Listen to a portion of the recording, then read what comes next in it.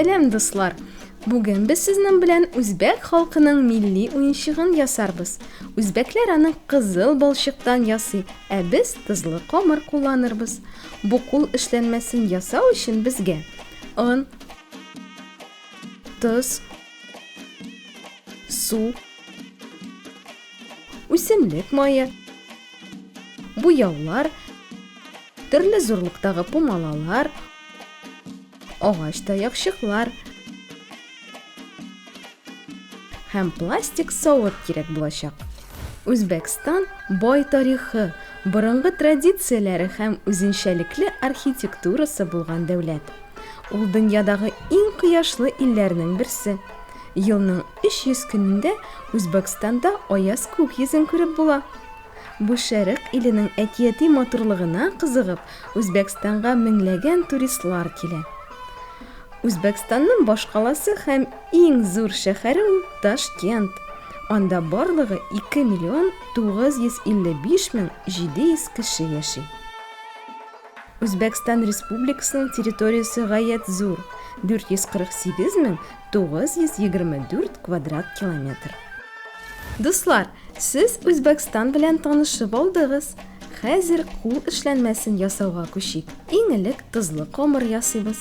Моның өчен бар ингредиентларны бергә кушабыз да камырны пакетка салып, ярты сәгатькә калдырабыз. Шул арада үзбәк халкының милли кәсепләре турында видео карап китик. Үзбәкстанда халык кәсепләре бик зур үсеш алган. Мәсәлән, агачтан уеп ясау бик популяр булган. Аның ярдәмендә китап өчен ас куйма, лаух ясаганнар, колонналар һәм түшәмгә беркетелә торган матчаларны, ишекләрне һәм рәшәткәләрне бизәгәннәр. Агачтан уеп ясаганда күбрәк үсемлек орнаменты кулланылган.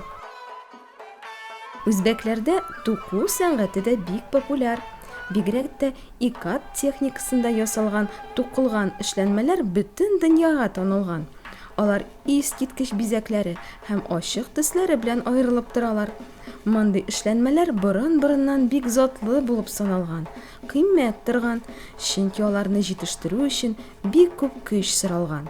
Җепләр башта кирәкле төсләргә буялган, аннары гына алардан әзер эшләнмә тукылган. Бу вакытта әйтерсең лә мөгъҗиза пәйда булган. Үзеннән-үзе үзенчәлекле бизәк ясалган.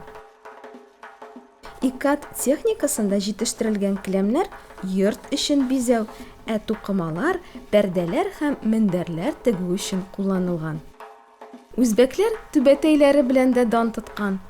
Чөнки түбәтәй баш киеме генә булмаган, үзенчәлекле аралашу чарасы ролендә үтәгән.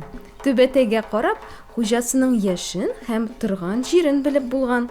Бу баш киемендәге бизәкләр кешене күз тиюдән, явыз көчләрдән саклаган, бәхет һәм байлык теләп торган. Үзбәкстандагы иң танылган түбәтәй 4 почмаклы Чуст түбәтәе. Түбәтәйдәге кара төс галәмне һәм караңгылыкны аңлаткан, ә ак төс белән чигелгән калампир барышы тормыш яшәеш, гаилә бәхетен символлаштырган, күз тиюдән саклаган. Бохар түбәтәе чып-чын сәнгать әсәре ул. Алтын һәм көмеш җепләр белән чигелгән бу түбәтәйнең орнаменты хуҗасының дәрәҗәсен күрсәтеп торган. Мондый түбәтәйгә гадәттә сандугач күзе, чыпчык теле, гөмбәз, йолдыз һәм әйләнә кебек бизәкләр чигелгән. Тагын Шәһрисаб, Байсун түбәтәйләре, хатын-кызлар кия торган Ташкент һәм Андижан түбәтәйләре булган. Дуслар, ә без дәвам итәбез. Кул эшләнмәсен әвәләүгә күчәбез.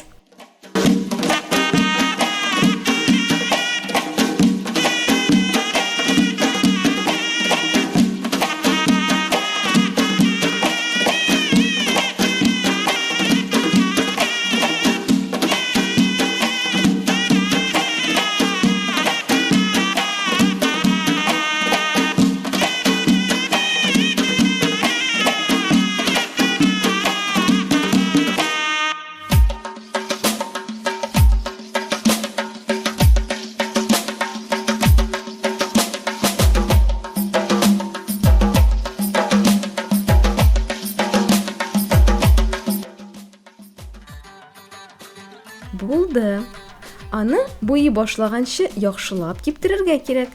Ул кипкән арада Үзбәкстандагы керамика сәнгате турында видео карап китик. Керамика сәнгате Үзбәкстанда борын-борыннан бик популяр булган.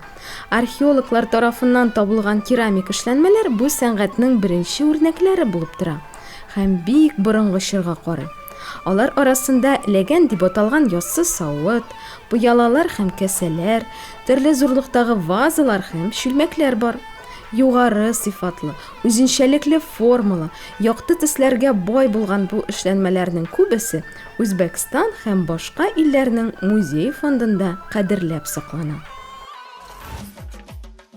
Дуслар, без кул эшләнмәсен буяуга һәм бизәүгә күчәбез. Үзбәк осталары кебек без дә якты һәм ачык төсләрне сайлыйбыз.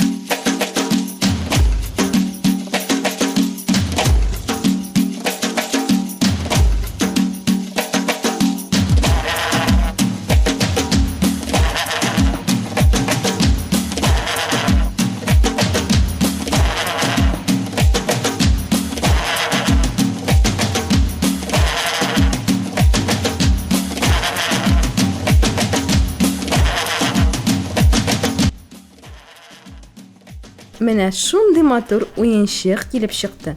Без аны тозлы камырдан ясадык һәм ачык төсләргә буядык.